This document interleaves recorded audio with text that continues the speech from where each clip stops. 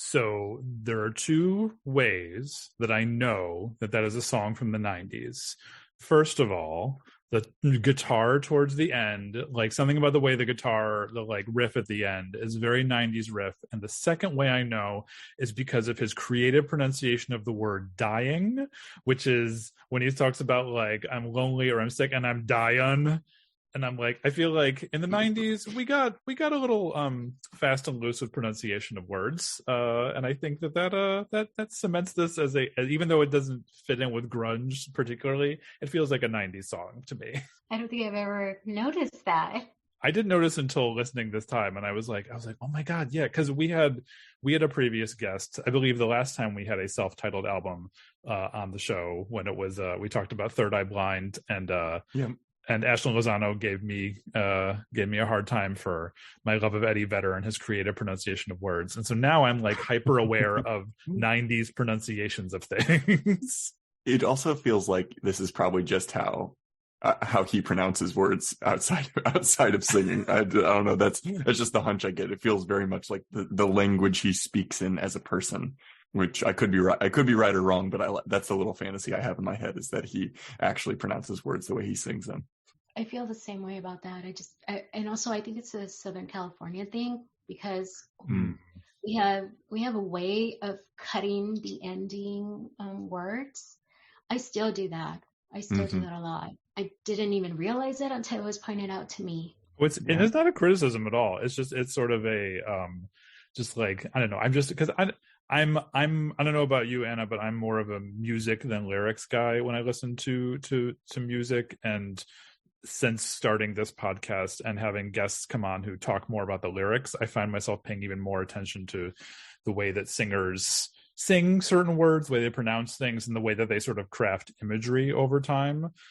So like, I mean, the fact that you called this a love song, I had never thought about. So when I listened to it this time, I was listening a lot more closely to lyrics than I ever had. Do you hear it now? Do you hear how I feel that it's a love song? I do. I think when I hear a love song, I tend to think that it's always about romantic love, or that it's about some sort of, some sort of couple that's, I don't know, the reason they can't be together, the classic obstacle of a romantic comedy or a romantic tragedy. But if I sort of expand the definition of that and make love songs being about like more about yearning for something, or like trying to get back to a time when you were truly happy, or trying to experience joy again, or yearning for that joy, essentially. When I expand the definition, I'm like, yeah, that makes total sense to me now. I don't know, Tyler, what were you thinking about this time when you listened to this song? Well, Annie, your sort of introduction to it, I think really hit the nail on the head, and makes a lot of sense why this song has endured in the way that it has in their body of work. Is that there is a world weariness about it, but it doesn't feel like there's a world weariness and there's a frustration about it, but it doesn't feel like there's this aggressive anger that you associate with other punk music. So like sort of having this even-handed kind of resignation towards like, I'm just going to keep on keeping on. And I'll always have the baggage that I'm going to have, but I'm worthy of the struggle and the journey, no matter what I carry with me, no matter how heavy the ball and chain might be, which I also think probably could be a reference to the addiction problems that he has dealt with in the course of his life. I think it's absolutely a love song. I love that. I love that take on it, and you get 1,000,000 points for that, Anna. Well done. As far as his addiction goes, I feel that his entire music just is always about his struggle with addiction and the repercussions of that, and how he tries to get away from that, but yet, he found himself right back there. And because of that, this is what's happened. And because of that, this is what happened. And let's just, let's just accept it, and let's just try to move on from that. And I really do like that. I like how he owns it, like, I did this. I'm well aware. I don't like it. I'm trying to not be that, but here I am. There's a rawness to it. And I appreciate that honesty. Yeah. Like, don't hide it. don't hide it, and also don't let yourself be defined by it too, because I think that to me is a key part of Ball and Chain, is that he's saying, like, it's not me it is this thing that I carry with me, but it is not who I am at my core, the struggles that I've had. And this makes me think of something my mom and I were speaking about recently, where we were talking about struggle in your life in general. Like, we're sort of bred sometimes to think that if you make the right decisions, and you right is in quotes, by the way, listeners, I'm putting right or correct in big old quotes, that you won't struggle and that you won't experience hardship, which is totally untrue, right? As we see evidenced over and over again in stories and in our country in general. And I think this is music that speaks to that. And I think punk and country, there is always that strain, that thread running through those genres. And maybe you could just say music in general, but like the thing of like you will always have hardship no matter what, and how you deal with it is sort of like the beauty of your story. And I feel that alive in this moment, especially after hearing you speak about it, Anna. So I've got a question about sort of like the overall work of Social Distortion. So I know this is their third album. I know they started out a lot more punk. I started to incorporate country a little bit, but when I was prepping for this episode, I was reminded of some of the songs that were playing again on my version of K-Rock in Central New York, 100.9 K-Rock, and I think the album was it White Light, White Heat, White Trash, or something like that. And there's a song on that called "I Was Wrong" that doesn't sound like anything that, I mean, it sounds like them, but also it feels like they're also still constantly changing in terms of their influences. Was that a fair assessment of them? Are they kind of like a musical sponge? I feel like they kind of took on a new style, or at least try to, but continuing to be their own. And that's such a tricky, so hard to do. When a band starts to explore other styles, or sometimes they lose themselves. And I feel that he didn't do that. I feel that he remained, they remained. And I gotta go back to him, because a lot of, I think all of the other band members were kind of replaced, and he still kept it his own, and cheers to that. Yeah, this is another one of those cases where you go to the Wikipedia for the band, and when you look at band members, you see a nice rainbow of people over time, because it was constantly changing. But yeah, you're right. Always Mike Ness at the center. Also, real quick, listeners, want to clarify, when I said musical sponge, I was not talking about the band sponge. I was talking about the kind of sponge that you clean your dishes with. Also, 16 candles down the drain. All right, Tyler, you got a question? I just felt the need to clarify that. I wanted to ask, have we talked about you seeing them live, Anna? Have you seen them live, and what has that experience been like when you have? Oh, yes. I have seen them live quite a few times. The House of Blues was kind of their home. And I've also seen them at the House of Blues in Anaheim. I've seen them at the Hootenanny, which I don't know if you know what that is, but it was a big rockabilly fest. Nice. Oh my gosh. We don't have enough time, but I can give you stories about those. Those were definitely the best. I want to say probably, if I'm not mistaken, I also saw them at the Weenie Roast. That's K-Rock's music festival, or was. I don't know if it's still happening. I don't think it is anymore, but if it is, I should go. Yeah, I think I only went to 2 Weenie Roasts, and that was one of them. They were not part of the Inland Invasion, though the Inland Invasion was actually one of my favorite ones too. But the Hootenanny is just this big music festival of rockabilly, and you see all the pinup style women and all the rebel boys with the greasy hair and the combat boots, and oh my gosh, it was beautiful. And I was part of that scene. Sam's dad and myself, he was the tatted and greasy pompadour with the white tee and the boots, and I was the one with the curls and the polka dot dress and the red lipstick. And even when Sam was a little baby, she was part of it because we would dress her up as that. It was our style, it was our lifestyle.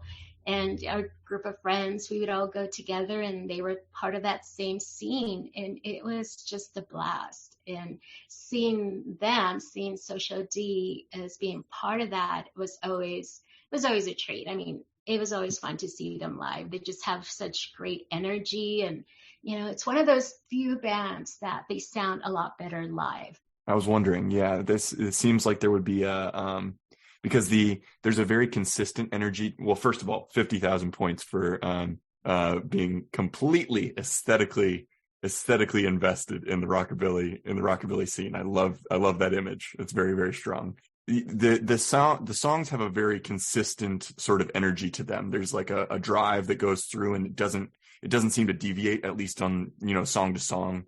They have a very consistent energy. So I kind of wondered how that would translate to a live show. And I'm not surprised that it is more explosive when you're seeing them in person. So we prompt you to come up with, a few albums that you believe are perfect, and we don't give you any sort of parameters for that, no definition for the word perfect. So I'm curious, Anna, what are your standards for perfection? What drew you to choose this album and put it on your list? So perfection, as far as an album goes, it's an album that has me captivated and speaks to me, speaks my feelings, takes me through a roller coaster of emotions. Let me see. There's not that many albums that do that from beginning to end. And this is definitely, one of them. I don't want to say that every song is relatable, because no, that's not it. But every song is something that I can understand. All the music itself, it's not like it's one long song. It's like every song maintains the sound of the artist, but it's different. So it definitely is something that gives me a lot. And this is one of the albums that gives me a lot.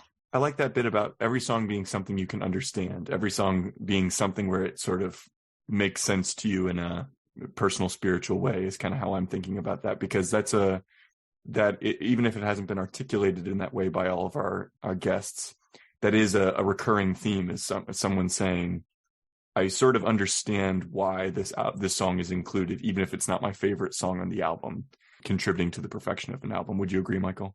Yes and no. I'm going to say yes and no, because I think that, something that I've also started to learn from doing this podcast is I feel like there are two main categories of albums that I think seem to come up for us here, which is there's the album that the whole thing is a vibe. Like I think about the most recent Beyonce album, which is just, it's all one thing. Yes, there are different flavors within it, but like it is solidly one thing. It's, like an ice cream sundae with lots of little accoutrement, but it's still the ice cream sundae. But then there are other albums where I feel like every song is something radically different, where whoever the artist is, they've put together like a portfolio as opposed to like giving you a DJ set. And so I think like, the good artists and the good albums are the ones that tend to do either of those things. But I actually, now that I'm thinking about it, I'm not sure where this album would fit within that. Would this be like a third type? Because it doesn't feel like it's all as identical as like, a dance album where it's all the same effect, but it's not so, they're not dramatically shifting genres each song. It just feels like the thing you said earlier, Anna, really sticks with me, that they are authentically them throughout every single song. They don't all sound identical, but it's still like, yeah, that's the Social Distortion sound. And no one else sounds like them, and they are unforgiving, and they're like, yeah, this is how we sound, and we're good at it, and you want to give us shit for that, then like, don't buy our records. Like, I don't know, that's kind of what I'm taking away from this conversation, and also from listening to it this week. That leads me to another question to you, Anna. So you've been you've had a relationship with this band for a long time then, since you were a kid, essentially. He's still making music. Mike is still, they have that album coming out next year. For all that we know, that album should be out very soon, which would be their first in 13 years, which is very exciting. What do you crave from Social Distortion now, having been a fan for so long? Do you crave something new, or do you crave something that you feel like is familiar, or neither of those things? I crave for the familiar. I do. Mm-hmm. I crave for that, that embrace of angst and take me back to that sound, to those memories, to those experiences. Getting ready for the podcast. I mean, I listen to this album quite regularly, actually, or at least I gotta say to the artist quite regularly. But just getting ready for the podcast itself, I did some Googling here and there, and I saw that they're still touring actively. I mean, they're actually touring now, and they'll be here in Oregon next month, and in Washington the month after that. And I actually reached out to my son. He lives in Washington, and I said, hey, do you want to come with? It's not really his scene, so I get it. I might still go visit him, He better. Wink, and really just make my way up to see Social D. It's been a while. I kind of want to see what their audience is like now. I wonder if it's just a bunch of, middle-aged people like myself, or if they have a young audience that's just finding them and finding, themselves in them. Yeah, that is a really fascinating part of these bands that have been around. Because the number that was on the Wikipedia page, just so we're clear, is that they've been making music for 45 years. Is that not insane? Isn't that just crazy? That anyone could be doing anything for 45 years besides just existing, and to remain, like true to themselves, remain to their sound, remain to that style. Though I did hear that he's clean now, which is great. And I think it's wonderful that he was able to to move on from that and move away from that. I mean, it takes a lot of strength, so props to him on that. Totally. But I'm curious to see what they're like now, and I'm excited for the new album. I want to listen to it and see if it's going to take me back, or if I'm going to be totally shocked and surprised and say, what the heck are you thinking? That's not you. Well, I remember I mentioned how my dad used to play this album for me when we were kids, and I remember it being very accessible to I was probably younger than 10 when he was playing this album for me. It was very accessible to me as a kid. It's fun. You can dance to it. You can, there's a very kind of communal energy to it. I think rockabilly sort of has that energy. And so I wouldn't be surprised if the audience is more diverse age-wise than you think when you get there, but you'll have to report back. I will definitely report back. Yeah, I'm looking to go. The more I think about it, the more I feel like I need to get up there, just for my sake, and kind of relive. I know that they're going to play a lot of their old stuff, so it'd be so nice to hear it again. Yeah, it's been a while. Now I have a very clear mental picture of like dancing around in the living room with like, a 4 or 5 year old to like Story of My Life, because it does have like, you're right, it does have that sort of like bounciness that makes it seem like rock music that you can have your kids listen to and not be worried that, I don't know, they're going to like, turn to Satan or something like that.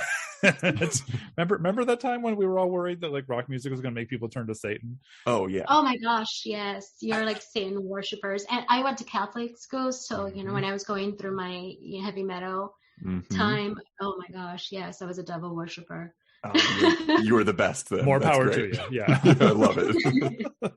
Well, it makes me think of something where Michael and I were sort of speaking about this beforehand, is that it is, and I've kind of already mentioned it a little bit, but there is anger in the music, and it's sort of like there's anger in the storytelling, but it doesn't have a lot of the aggression that we come to associate with punk music, sort of like, the textbook definition of punk music, which I think is also a thing that makes it accessible, right? Is that you're feeling somebody's expressing their anger in a way that doesn't feel violent.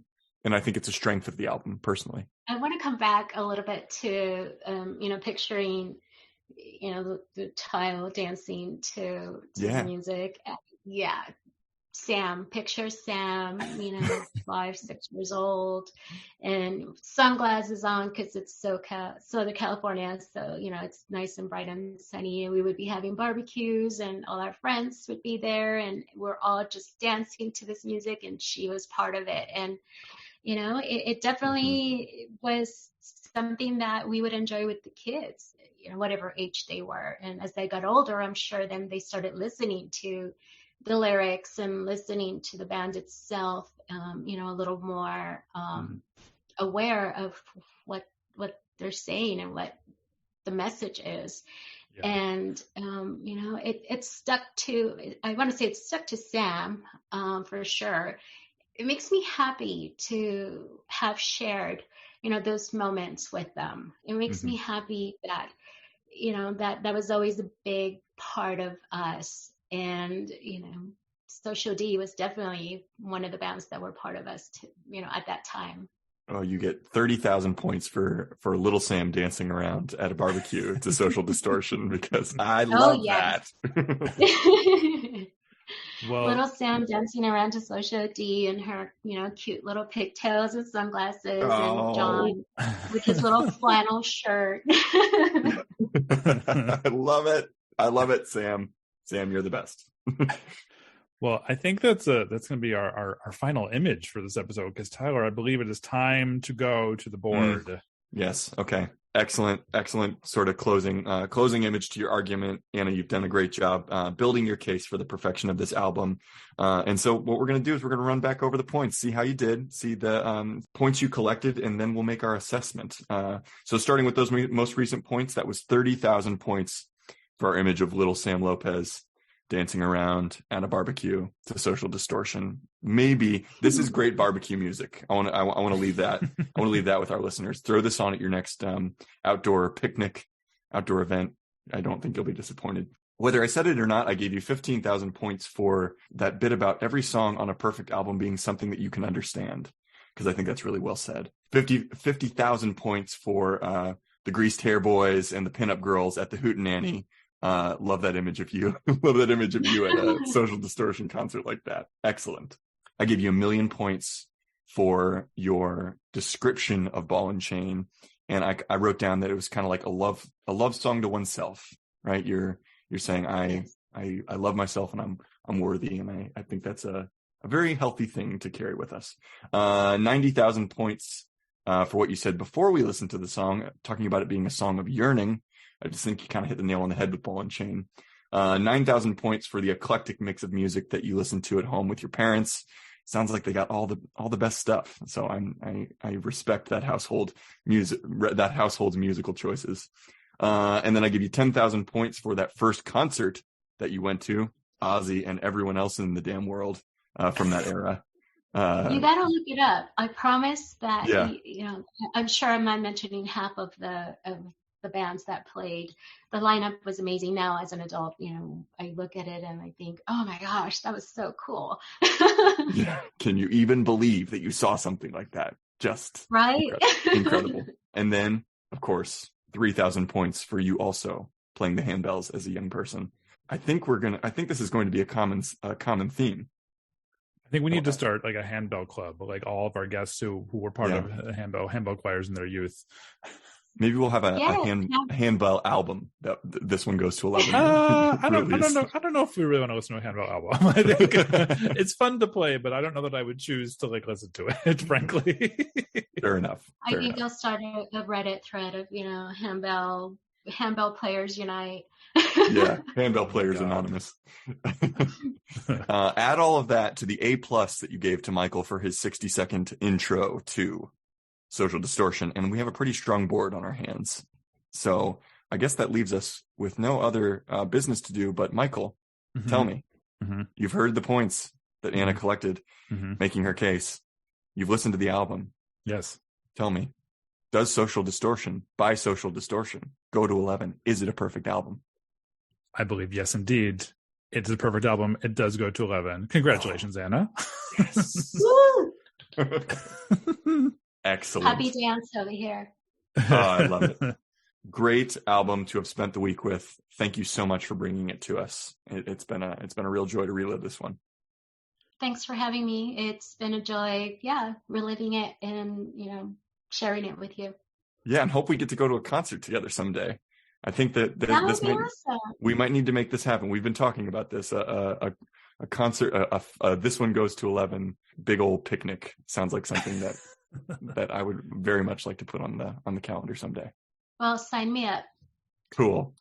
Michael, what have we chosen as our standout track from Social Distortion?